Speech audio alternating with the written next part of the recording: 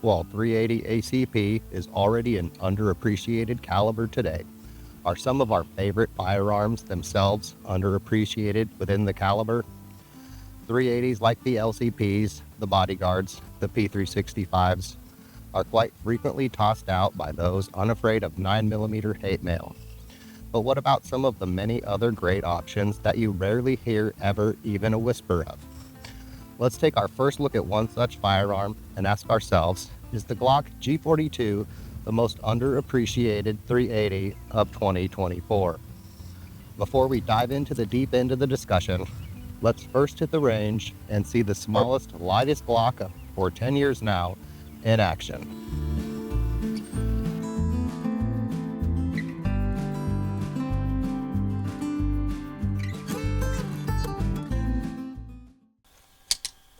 Here we go, bottom left target.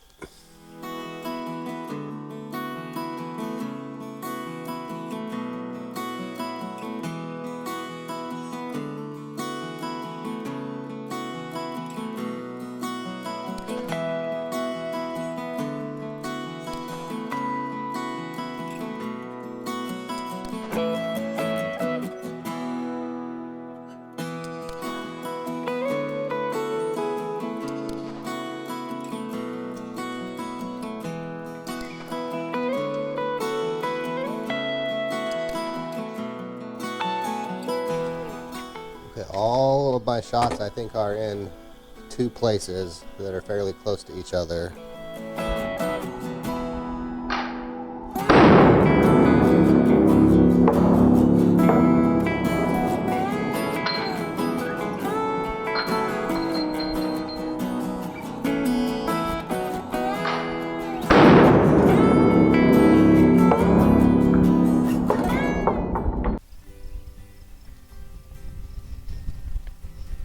Going by our scale, that group is in the very good, bordering on excellent range. For those who didn't see our recent EZ versus G42 video and our other newer viewers, we're going to quickly break down the numbers on the G42. I'll include chapters in this video so you can easily skip the numbers part if you've already seen it. The Glock G42 is a striker-fired subcompact pistol in Glock's slimline pistol lineup. Made in the USA, the G42 has been the smallest, lightest pistol in Glock's catalog since its release in 2014. It is 5.94 inches long, 4.13 inches high, 0.94 inches wide, and weighs in at a very light 12.7 ounces unloaded. The G42 has a 3¼ inch steel barrel with a hardened steel slide. The frame of the firearm is the Glock polymer. The G42 uses Glock's safe action trigger system. Off my gauge, the trigger comes in around 5 pounds, 4 ounces. For magazines, the G42 comes with two 6-round magazines, giving it a capacity of 6+1. The base model, G42, comes with the standard box and dot Glock sights. They are easily replaceable with the right tools if you're not a fan of them. For example, I have tritium night sights on my G42. Before we get into the more subjective feels on the firearm, why it's more overlooked, underappreciated, and why it probably shouldn't be, let's first head back to the range and see a little more of the G42 in action. I know, Fred. Okay, G42 will be at the top target. 6 shots right-handed. Here we go.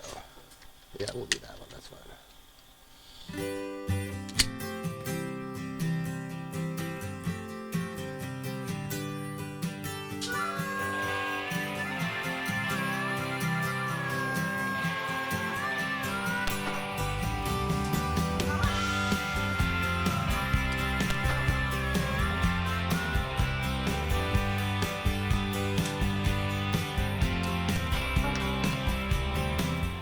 I have no idea where the third one was.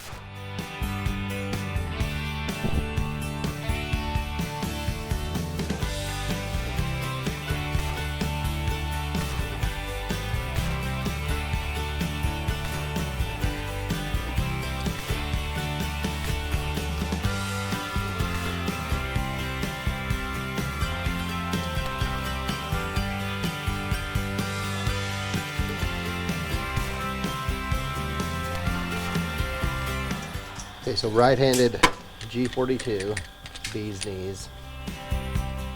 I probably pulled 2 of those, but 4 of those, spot on.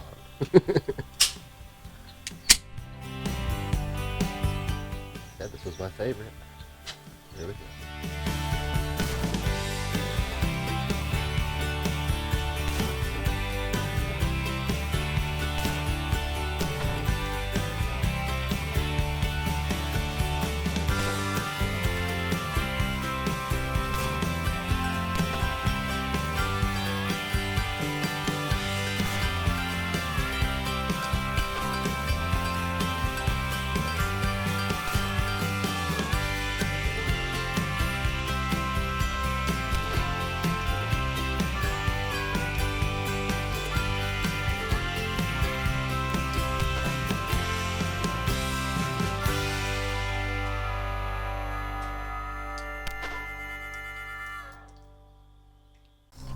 Let's start the home stretch of the video on why we think the G42 is being overlooked.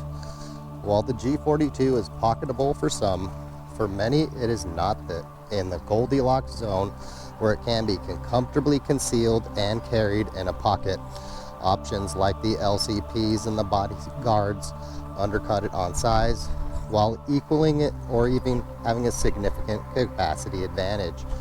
Speaking of capacity, that is the area causing the G42 to get glossed over the most. A smaller LCP Max, priced in that same range and having double the capacity, is going to garner more consumer eyes in a micro compact double stack enamored 2024 market.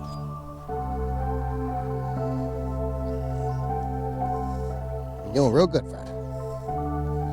For a few years, Glock didn't really have much competition if it wasn't aiming for the pocket class customer, and it was instead fishing for someone looking for an accurate, mild shooting subcompact pistol.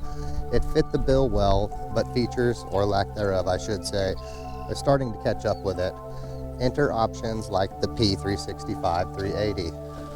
Besides the micro compact double stack capacity boost, and let me tell you, 16 rounds of 380 next to a firearm with only 8 can be a huge advantage. Besides that, the P365 also has the attachment rail and optics ready slide some consumers have longed for in their G42s. The double stack capacity gets most of their longing. We won't even spend time on the fire control unit. That's another extremely appealing feature of the P365 family, but we're recording a G42 video, so it gets 2 sentences, with one being a really long one. The last area that is a hurdle on the G42 is price. It seems to have trended down slightly in the last year. I used to see it in the $399 to $499 range, but now see it more in the $349 to $449 range. To me, $349 feels on the high side of about right. Even at that point, it's going to struggle to compete for a consumer at stores where at various times of the year the P365 will go on sale for that same price, never mind the used case behind you. The last 5 paragraphs stack up a set of hurdles hard for the G42 to overcome. So what does it have going in its favor to get its serious consideration from consumers in 2024? The standards that many 380s can say of course apply. The Glock G42 is accurate and reliable. It is easy to conceal. It probably is easier to conceal in a purse versus a pocket, but either way, it is of a size that affords it many carry options. Some will say something like, if you can get the G42, just get the G43 instead. 9mm better. 9mm certainly has advantages, but one big advantage the G42 has over something like the G43 is significantly less recoil. In a situation where your first shot matters and your first magazine matters, more people will have success putting up quality groups with the G42 than the G43, then will admit it.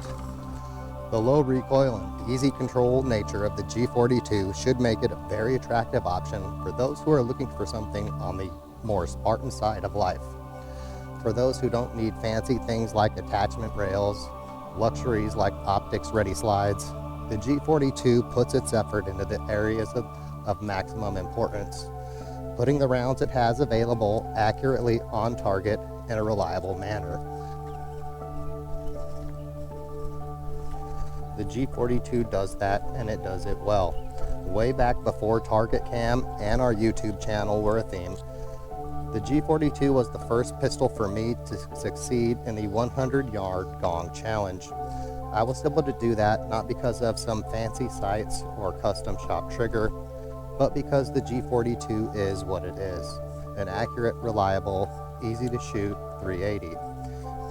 It wasn't designed to be a fashion accessory or sit on some safe shelf. It was designed to be a concealed carry, self-defense firearm, and it fits the bill well, as long as you're not looking for capacity worthy of the next John Woo action movie. Well, anyway, we hope you enjoyed today's change of pace video. If so, like the video, it's free and helps the channel grow. Let us know in the comments what 380 you feel is underappreciated most in 2024 and why. Will it line up with the next firearm we plan on featuring in an underappreciated 380 video? Tune in next time to find out. Thanks for watching, and as always, have a good day.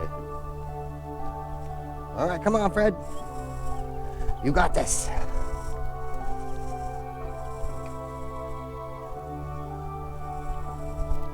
Fredericky the Corgi. Frederick, he can really move. There he goes.